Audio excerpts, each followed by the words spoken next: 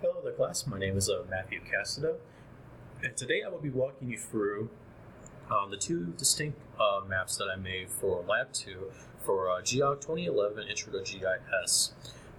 So for the first question we have is, where did the data for both these maps actually come from? So for these particular maps, we used three different sets of files. We used a non-spatial file, which is or CVS file, and this file basically gave us access to the codes and also the data that we were using for each particular map you see respectively. We also have a shape file in the sense of it gave us access to each boundary of each county in the United States. And finally, we also had a shape file for the United States boundaries as well, to basically help make the map look a little bit cleaner, but also make it look a little bit more nicer, respectively. And we've got basically all this data from either from the U.S. Census and also from the NHGIS, respectively. The next question is, what analysis did you have to do to create the variables shown on your map? Specifically, how and why did you map rates rather than raw counts?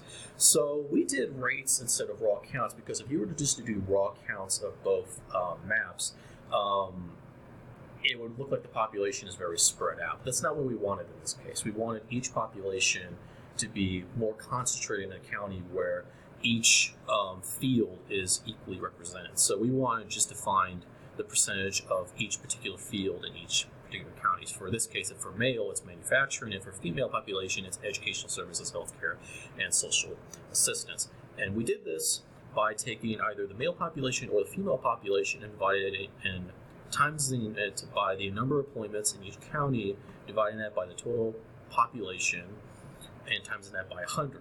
And what you get here is the male population employed in manufacturing and the female population employed in educational services, health care, and social assistance. Next question that we have here is, what are some patterns you see in each map, or specifically places where rates of employment are particularly high or low?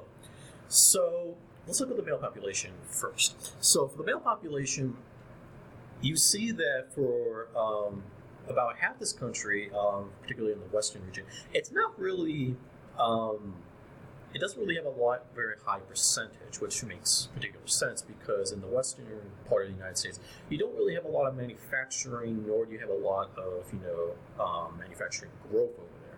But if we look over to the east, for example, we see a lot of concentration, particularly in Ohio, Indiana, even in Michigan, and some down here in the south.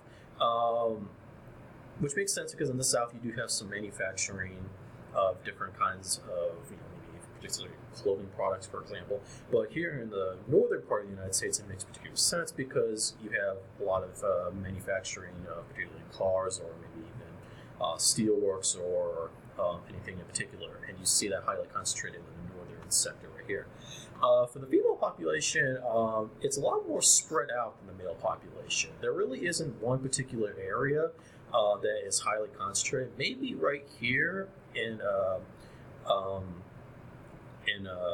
Arizona, in particular, is very concentrated. Also, right next door to even New Mexico is highly concentrated.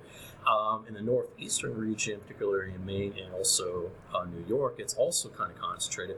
But other than that, it's very well spread out, and there's definitely a very distinct difference between the female spread of female population in their particular field versus the male population employed in their own particular field. And finally, how does your choice of classification and color scheme help highlight these colors? So I went for colors that kind of, help pop it up a little bit. So for male, I went for a blue respectively. So I went from basically a whitish color to a dark bluish color. So as you can see, it goes from counties where literally there's nothing at all to counties that actually light it up. So you definitely see it in the dark blue regions. And the same thing goes for the female population. I went from kind of like a whitish color to basically a very, very dark red. And you definitely see it pop out in some particular fields. And for both these maps, basically they're going to go for a classification field and basically quantitative data. So you see it where basically particular areas pop up more than others, and you can see this in the quantitative classification of both maps. So. And those are my two maps for Lab 2 of GEOG 2011 Intro to GIS. So, thank you.